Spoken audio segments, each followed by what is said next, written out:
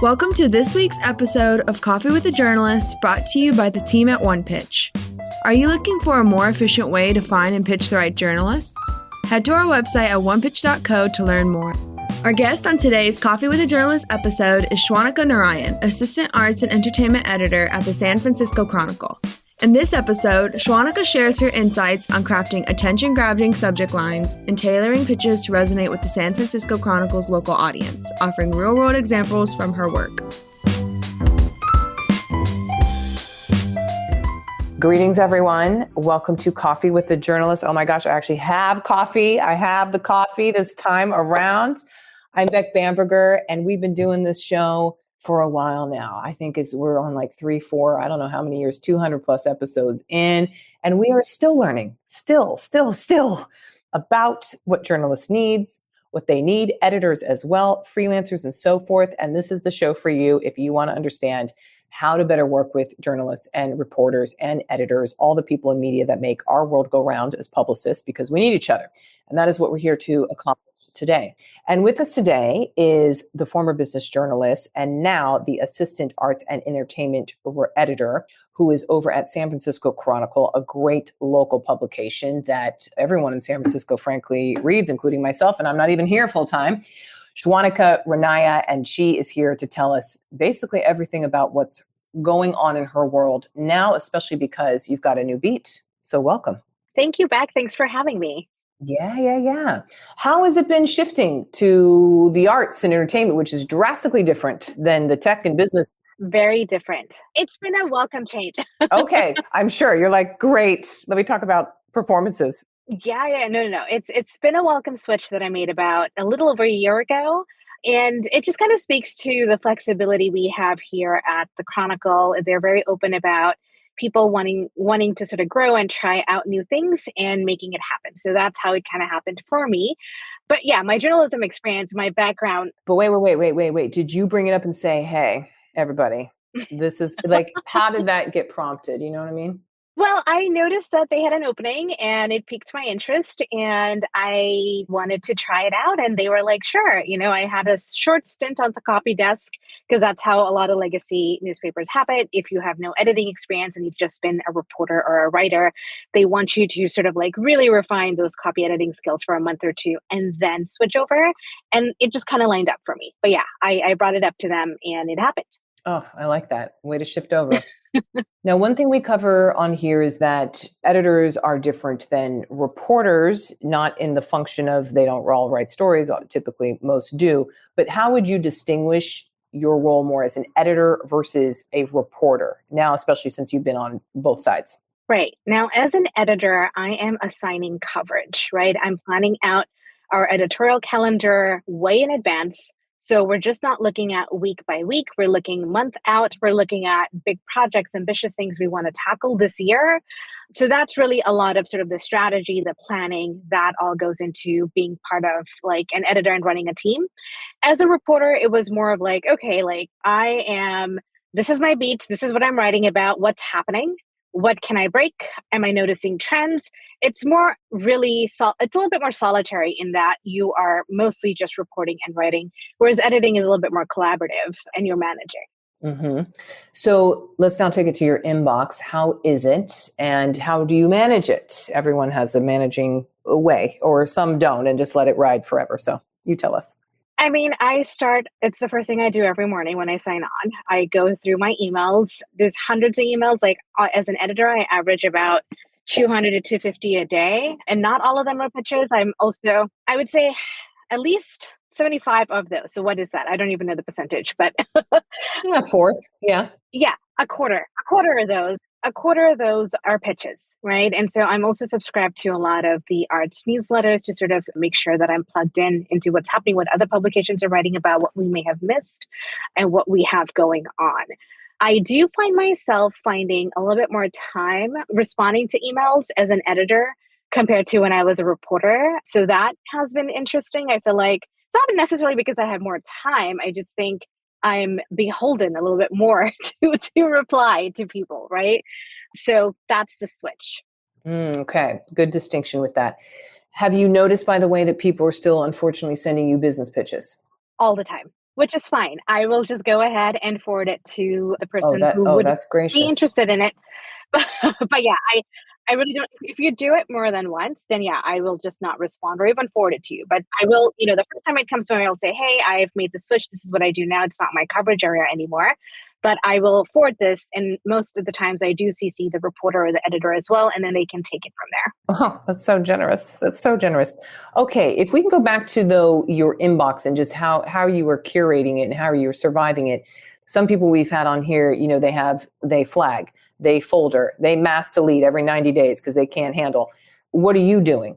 And what also, second part of that question, what gets to the open of the email, if at all? Right. So I do all of that. I do my folders. I do the mass emails deletion every 90 days because it does get hectic. I forward it to the appropriate people who can sort of take it on. And yeah, so I do all of that. And what gets my attention, so at the news organization I work at, the Chronicle, it's a local regional outlet, right? So the attention needs to be very, very relevant to the Chronicle and also to our readers. And so it needs to be just a little bit more pointed to something that I here at the Chronicle would be interested in, whether it's a new exhibition that opens here or just some kind of trend that's more local in scope versus national.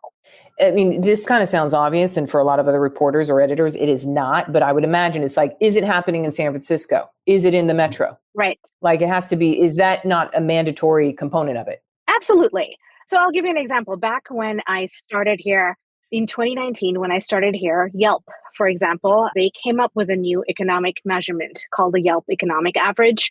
And it was just basically the state of small businesses in America. That's very creative. And that's great. Well, they have really great data on small businesses, right? So like they did this thing for the media that piqued my interest. The subject line did not work for me, but it still piqued my interest. And I asked them if they could cut data for the 9-county Bay Area and if we could glean trends from that. And in 2019, years before that, retail was one of my beats, and all I wrote about were bankruptcies and sky-high rents and just how retail as an industry was struggling. But with this data, we found out that furniture stores, for some strange reason, were really thriving in San Francisco. And so that became a story, right? I'm not going to write about Yelp's economic average. I will use that data set in the story, but my story is about why are furniture stores thriving in San Francisco. Yeah. I'm so glad you referenced that because so often, and this is at least for folks we've worked with in the tech world, you've got some interesting data. Now it's not about, this is our data and write about our data. That's not it. It's more so, what is the use case of it and where's the application? So that someone like you is like, of course you can reference back and say this is provided by, but that's hardly the story. It's really in the data and what it's showing you. That's interesting too. Why were furniture stores thriving?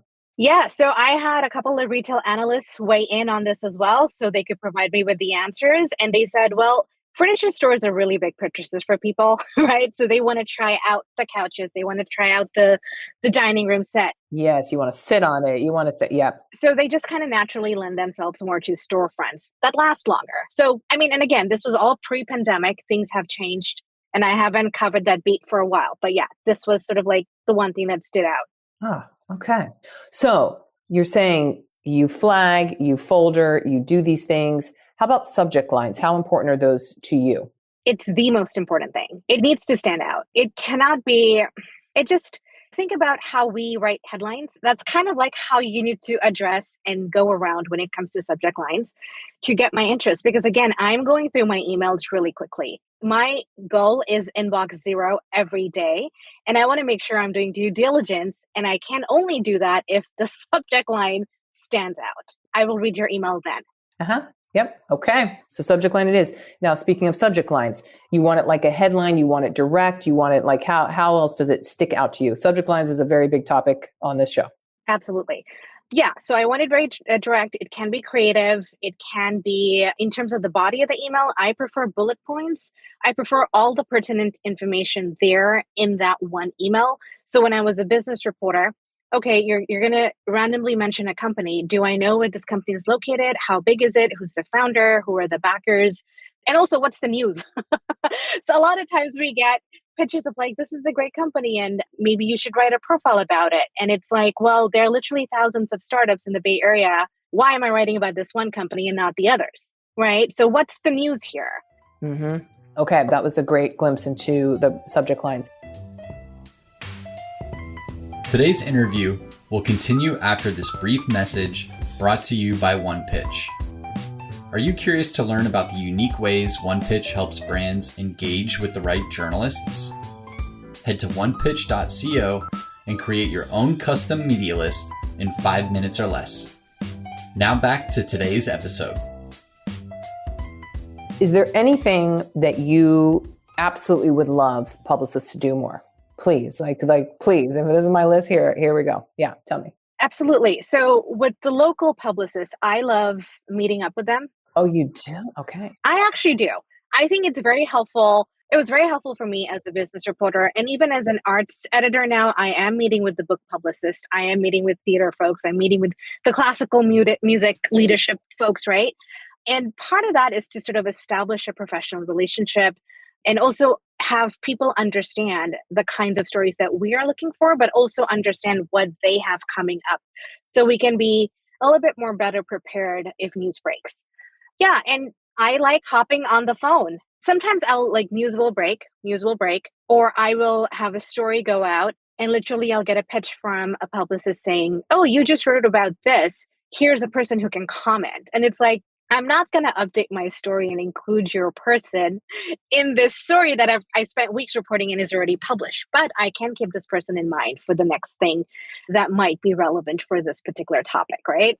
Can we pause on that for a second? This happens so often on here. And publicists, I just want to convey, when the story is out, you cannot be asking, oh, would you change that story and just insert my client into the piece? There's nothing new, just, but I bet what happens is the client saw it. They're like, why the hell was I not in that piece? Go email them. And I'm thinking it's like predatory client relations where the client is dictating and saying that you have to do that. But then that to me is a bad client. Man, that's my only guess. I don't know. It's not good. Yeah. And going on that, even if it's a story, if you're the publicist that I've worked with on this specific story, also understand that your pitch is really it. How I take it from there is the story is going to be, and this is the thing, right? The story will become where the reporting takes it. So what you pitch can lead to a very different outcome. So when Yelp pitched to me, they wanted a story about the Yelp economic average, whatever index that they had. And sure, they might have gotten that at maybe some more business focused publications, some trade mags, but that's not what I got, right? Like I sort of wanted more of the human interest, more of the localized take that would be relevant to our readers. So just understand that whatever you pitch, is that it? That's the only control you have is your email, your intro email to the reporter or the editor. And then it's really up to the press as to how they take it from there. Wow. Okay. Sources. Now you said you like to meet with publicists, you like local publicists, but are there any sources that you particularly like? And I'm I'm kind of struggling to think of what would necessarily be a source for you with arts and entertainment, but you tell us. Sure. I mean, we have artists reaching out to us all the time. We have theater folks who want to chat, and these are, not the leadership, but the actual artists who want to talk about just sort of the state of the industry in San Francisco, where there's such a high cost of living. So there's all these other issues that are going on. Yeah, so it's primary sources, right? Yes, we're dealing with the institutions, we're talking to the heads of departments, and we're getting those voices, but we also want to talk to the people that is their livelihood. So getting everyone involved is the best case scenario. Mm-hmm. Okay, so artists welcome directly. Great. Is there a process that you are either religiously going after or you consistently use as editor in terms of the story approval? Because people want to know a little bit on story approval process. It's not necessarily, hey, I sent a pitch to the reporter and they're like, cool, let me write about it tomorrow. And it just is suddenly up. Sometimes that happens, but usually there's of course a process. Did I tell the boss? Did I talk to the editor? Did we meet at the morning meeting? And So how does it work over there for you all? Absolutely. It needs to be timely. It needs to have that newsworthy element. And it also needs to be relevant to our readers. And by that, I mean, it needs to include San Francisco or the Bay Area in some way. So for example, there's tons and tons of books that get released every week. Which ones am I covering? Which ones am I freelancing out to our book critics or our book reviewers? But every week, there's tons. Oh, yes. There's hundreds of book releases every week across the country. I mean, I knew across the country, but I'm like, in San Francisco? Okay, like what would you say? Well, yeah, what's the sector for San Francisco, would you say? Right. So for our books coverage, for example, for our books coverage, we would like the author ideally to be based in San Francisco because we do like to have staff shot photos. We'd like our whoever is interviewing them to sort of meet up in person. So it's relevant because it's a Bay Area author. And maybe the story is set in San Francisco. So that's another way to get into the book part if they're not based here locally, or if they have an author event coming up that's local. Though that isn't like the most ideal criteria. The first two is what I would prefer more. Is the author local? And yeah. Yeah, got it. Okay. I wanted to clarify that. Okay. That's very helpful. Is there anything you feel maybe folks don't know as much in just the process? I'm talking folks as in publicists, like that you wish more publicists would know in terms of how you run your process? Sure. We mentioned this earlier. I'm constantly amazed over the years that I've been working as a journalist. You know, the number of times I get an email saying, can you switch out this word and replace it with this, for example? It's like, no, if there isn't an inaccuracy. A word, by the way, it's like a specific, it'll be a word request. A word request. And, you know, sometimes you get even more like audacious emails, like, can you switch the style or the tone of this graph? And it's like, no. If it's not an inaccuracy, if there's nothing factually incorrect in the story, you cannot tell a journalist to like change stuff. You don't have control over voice, over style, over context. Yeah. But I still get emails all the time. And sometimes it's just amazing. Like, we need to stop doing that. Yeah, we do need to stop doing that. Okay. I do have a short list of prep questions to go through. They're like super fire questions. Are you ready? Rapid fire questions. Okay. Let's hit it. Video or phone interview? Phone if it's breaking news. If it's more sort of like in-depth analysis pieces, we like video, especially if we can't meet up. So that way we get some color as well. Okay. Bullet points or paragraphs in pitches? Now, you said bullets earlier. Yes, bullet points all the way. Short or long pitches? Short, succinct pitches that have all the pertinent information. 2 or 3 paragraphs. Think about it that way. Images attached or Dropbox zip file? Dropbox file that also has a document for captions and credits. Oh, I haven't heard that before. Okay. We get photos all the time and I'm like, who are these people? And then you're like, who do I credit to? Yeah. Who do I, and also who's the photographer? We need that information. Yes. Okay. That's a good little tip. Okay. Email or a DM somewhere like on X or wherever we're doing things now? I personally don't like pitches on social media, especially on LinkedIn. Try an email. Our emails are actually pretty easy to find. Yeah. By the way, have you been seeing more on LinkedIn? Because that seems to be the hot place now for everybody. Yes. Oh my gosh. I don't know why. It's just, well, I do know why. We just talked to someone from LinkedIn today. They just have resources galore and they're pumping in lots of money into LinkedIn. So everyone's at LinkedIn. Anyway, we already covered director creative subject lines-ish, but you had mentioned a little bit like as the headline. You want to read it as the headline. Do you want to clarify that? Yes. I think direct subject lines are always great. It gives me an insight as to what your email is probably going to be about. But if there's some kind of distinction that you can be creative with and tell me why it's important to me specifically and to our readers, that is what would sort of do it. Okay, good. Time that you usually read pitches, you said at the beginning of the day, in the morning, but yes, all the time?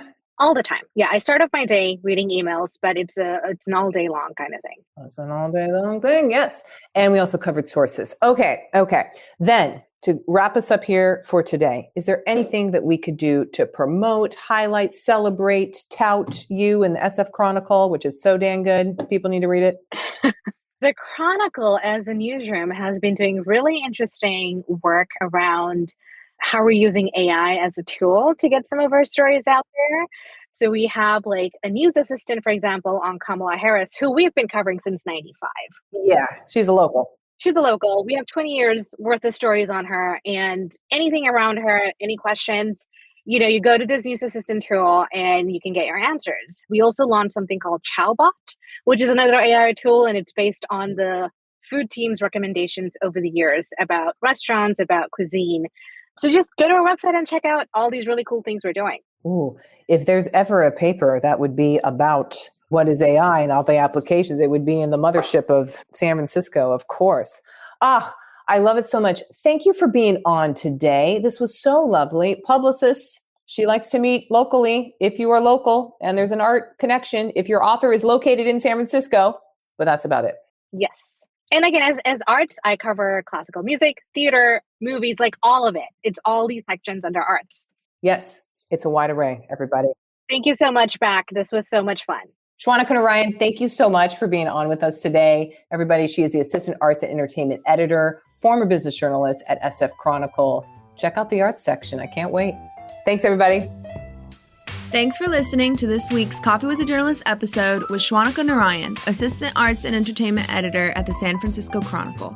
For more exclusive insights about the journalists on this podcast, subscribe to our weekly podcast newsletter at onepitch.co/podcast. We'll see you next week, but until then, start great stories.